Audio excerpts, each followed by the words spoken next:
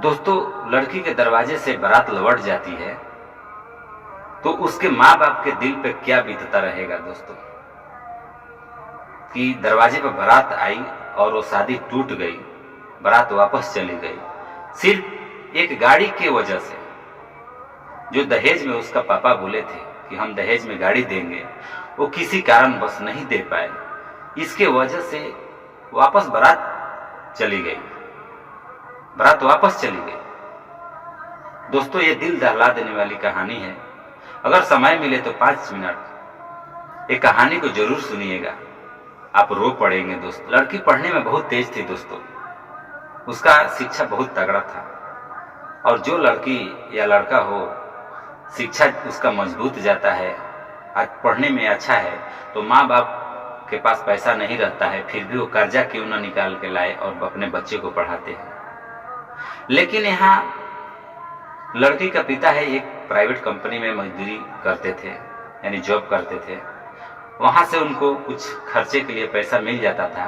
अगर कमी पड़ता था तो यानी कि अपने साले साहब से कुछ पैसा लेके और अपने लड़की को पढ़ाई पूरी कराए, और उनका जो लड़की का मामा थे वो भी कुछ घर से बने हुए थे, और इनका भी घर से कुछ थोड़ा बहुत बना हुआ था।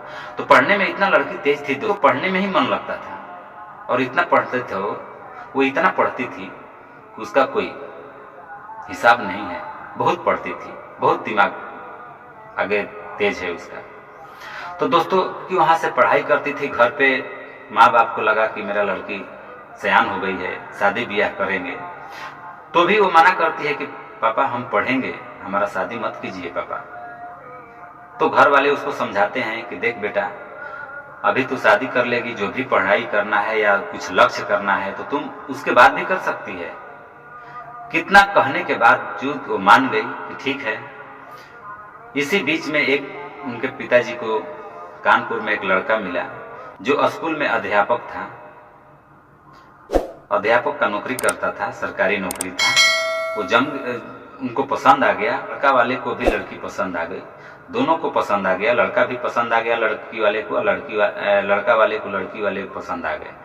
तो दोस्तों, दिन भी रखा गया, टाइम भी फिक्स हो गया, तारीख भी हो गई पक्की। कुछ दहेज था, कुछ पैसा था, दिए थे दहेज में, कुछ पैसा बाकी था, तो अभी टाइम था, जो शादी का दिन पड़ा था उसमें टाइम जैसे जैसे नजदीक आया, उसी बीच में उनके पापा का बहुत भयंकर एक्सीडेंट हो जाता है दोस्तों। इतना बड़ा एक्सीडेंट हो जाता है कि वो बचने के लायक नहीं है, लेकिन आनंद फानन में हॉस्पिटल में भर्ती करते हैं। जो भी जमा पूंजी था वो सब उन पे खर्च कर दिए, लेकिन वो सही सलामत बच गए। दोस्तों, उनका तबीयत तो खराब था, धीरे धीरे तबीयत में सुधार आ रहा था, और शादी का दिन भी नजदीक आ रहा था। तो लड़के वाले सोचते थे कि अभी ये स्थिति हो गया तो हमको मांग पूरा करेंगे या नहीं करेंगे, उनको सस्पेक्ट बना हुआ रहता था।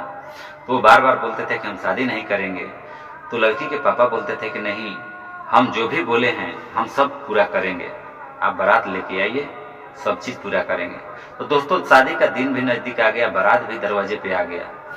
दरवाजे पे बारात आया तो वहाँ लड़के का जो पापा था वो बोले कि गाड़ी किधर है, बिना गाड़ी देखे हुए हम आगे का कार्यक्रम नहीं करेंगे। और लड़का भी यही बोलता था, उसका भाई भी वही बोलता था, बिना गाड़ी का हम आगे का कार्यक्रम शादी का नहीं करेंगे। लड़की के पापा हाथ जोड़ने लगते हैं कि देखिए, आप शादी कीजिए, हम शादी के बाद दे देंगे, क्योंकि हम जिसके ऊपर उम्मीद लगाए थे वही हम उम्मीद टूट गया, जो अपनों को धोखा दे दिए। लेकिन हम आपको उम्मीद करते हैं कि शादी के बाद जरूर देंगे। तो दोस्तों, जब जिसका समय खराब हो जाता है तो पैसा भी देने के लिए इनकार कर देते हैं। उनके मन में ये चलता है कि शायद हम इनको पैसा देंगे तो लौटा पाएंगे कि नहीं लौटा पाएंगे, क्योंकि वो स्थिति में, वो हालात में नहीं है। तो दोस्तों, ये स्थिति आ जाता है तो अच्छे अच्छे व्यवहार वाले, पैसे वाले मुकर जाते हैं। और यही हुआ था इस लड़की के पापा के साथ में, क्योंकि जिस पे उम्मीद लगाए थे वही नकार दिए। फिर भी बोले लड़का के पापा से कि देखिए, आप शादी कीजिए, हम शादी के बाद सब चीज पूरा कर देंगे, एक भी बकाया नहीं रखेंगे। लेकिन नहीं, लड़के के पापा और जो लड़का था शादी करने वाला वो 1% बातें नहीं सुना। यही सब बातें लड़की अंदर से सुन रही थी और बाहर निकली और बोली लड़के से, तुम यहाँ से बारात लेके जाओ, हमको तुम्हारे साथ शादी नहीं करना है। मजबूरी नहीं समझ पा रहे हो और बोल रहे हो कि बिना गाड़ी का कार्यक्रम आगे नहीं बढ़ाएंगे, तुम अभी के अभी बारात वापस लेके जाओ। तो दोस्तों, जब लड़की बोल दी कि बारात वापस लेके जाओ, हम शादी नहीं करेंगे, तो पूरी बारात वापस चली गई और शादी भी नहीं हुआ।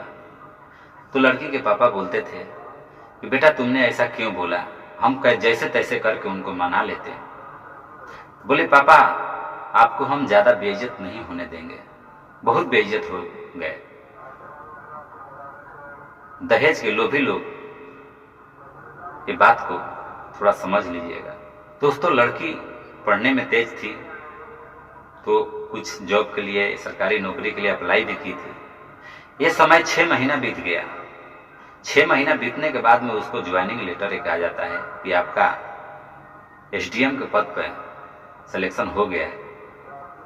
तो सभी लड़की भी खुश हो जाती है, उसका माँ बाप भी खुश हो जाते हैं, पापा मम्मी भी खुश हो जाते हैं, उसका भाई भी खुश हो जाता है, उसका घर में माहौल खुशी का हो जाता है। दोस्तों, सब लोग खुशी हो जाते हैं। और जो पोस्टिंग हुआ वो अपना पोस्टिंग कानपुर में ली। जैसे कानपुर में गई तो पहला उसका जो ड्यूटी का फर्ज रहता है उसको एक सरकारी स्कूल में इंक्वायरी के लिए मिल गया। और खुदा न खास्ता वो स्कूल जिस लड़के का शादी हो रहा था उसी स्कूल में कार्यरत था। और वहां पहुंचती है तो पहुंचने के बाद में वो लड़का देखता है तो सोचता है कि वैसा ही हम शकल कोई होगा, वो नहीं होगी। फिर भी रहा नहीं गया, लड़की तो देख ली तो पहचान गई। तो लड़का पूछता है कि तुम वही हो? तो लड़की बोलती है हाँ बरोबर पहचाना है, मैं वही हूँ जो शादी नहीं किया था। ठीक है, ये सब बात छोड़ो और तुम अपना रजिस्टर सब लेके आओ, मुझे चेक करना है। तो वहाँ सारी रजिस्टर मंगाती है दोस्तों, अब पूरा चेक करती है। उसमें हर रजिस्टर में, हर बातें में उसका कमियां निकालती है, उसका कमियां रहता है।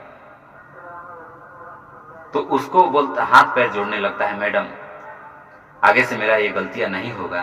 कि नहीं, ये सब कुछ सुनने का लायक नहीं हो, तुम पहले गलती क्यों किया? तुम इसीलिए सरकारी अध्यापक बने हो कि गलतियां निकालते रहोगे? उसको तुरंत रद्द कर देती है, बर्खास्त कर देती है। रोने लगता है लड़का, बोलता है मैडम ऐसा मत करो। लड़की बोलती है कि हमारे पापा को उस दिन सुना था कितना गिड़गिड़ा रहे थे, रो रहे थे, एक बात सुना था, आज तुम्हारा मैं बात सुनूं? उसको बर्खास्त कर देती है दोस्तों। और वो घर पे आती है, अपने पापा से बताती है, मम्मी से बताती है, भाई से बताता है। तो पापा बोलते हैं कि हम गर्व करते हैं तुम्हारे ऊपर, तुमने जो भी किया है सही किया है।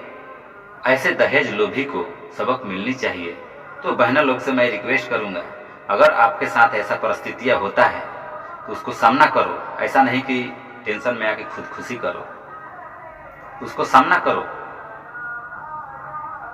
उसको सबक सिखाओ, मंजिल तक पहुंचो, लेकिन गलत कदम मत उठाओ। ये कहानी अच्छी लगी होगी दोस्तों तो चैनल को सब्सक्राइब जरूर कीजिएगा, क्योंकि जो भी पहले वीडियो आएगा वो नोटिफिकेशन आपके पास मिल जाएगा।